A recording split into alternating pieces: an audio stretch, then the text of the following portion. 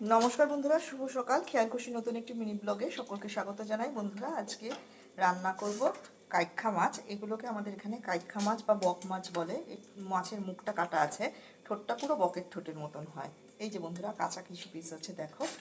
এবার এই মাছগুলোকে আমি পুরো তেলের মধ্যে ছাকা তেলে ভেজে নেবো। যেরকম বন্ধুরা, মাছগুলো ভাজা হয়ে গেছে। তেলের মধ্যে এবার কালো জিরে ফোড়ন দিয়ে দিচ্ছি। তেলটা কালো জিরে ফোড়ন দিয়ে দিচ্ছি। এবার এর মধ্যে দেবো কেটে রাখা সবজিগুলো। এখানে আলু, মূলো, ফুলকপি আর শিম কেটে নিয়েছি। বেগুন হলে খুব ভালো হতো বন্ধুরা। বেগুন একে একে সব সবজিগুলো এই তেলের মধ্যে ভেজে নেব। এটা গঙ্গার মাছ বন্ধুরা, খেতে ভীষণ স্বাদ। এই মাছের খুব ভালো, খেতুলো দিয়ে দেবো। বন্ধুরা, সবজিগুলো আমার প্রায় ভাজা ভাজা হয়ে এসেছে। এবার এখানে মশলা নিয়ে নিয়েছি বন্ধুরা। এখানে রয়েছে জিরের গুঁড়ো 1.5 চামচ মতো, এখানে 2 চামচ মতো আদা কাঁচা লঙ্কা বাটা রয়েছে, আর এইটা রয়েছে বন্ধুরা রাঁধুনি আর কালো জিরে শুকনো খোলায় ভেজে নিয়ে গুঁড়ো করা। এইটা হলো এই মাছে দিলে খুব টেস্ট বাড়ে। এর জন্য এই মশলাটা ছাড়া এই মাছটা রান্না হবেই না। অল্প জল দিয়ে মশলাটা ভালো করে গুলিয়ে নেব।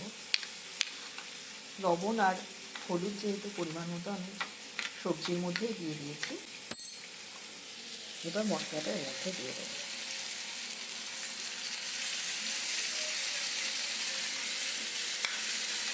মশলাটা ভালো করে সবজিগুলোর সঙ্গে মিশিয়ে বন্ধুরা, মশলা পুরো কষানো হয়ে গেছে। সবজিগুলোও দেখো বন্ধুরা সেদ্ধ হয়ে গেছে।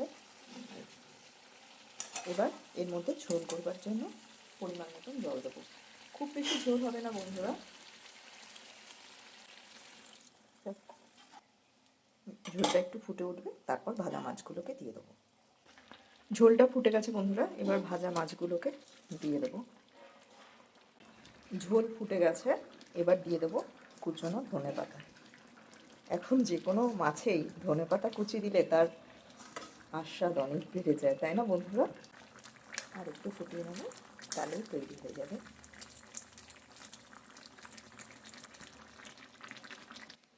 এই যে বন্ধুরা, তৈরি হয়ে গেছে বক মাছ বা কাইখ্যা মাছের লাল লাল সব মিশালি সব সবজি দিয়ে ঝোল। তোমরা কি দিয়ে এই মাছ খাও বন্ধুরা, কমেন্টে কিন্তু অবশ্যই জানিও। আর আমার এই ভিডিওটা যদি ভালো লেগে থাকে তাহলে প্লিজ প্লিজ লাইক ও শেয়ার করো। আর যারা যারা আমার চ্যানেলটিকে সাবস্ক্রাইব করোনি, প্লিজ প্লিজ সাবস্ক্রাইব করো। ধন্যবাদ।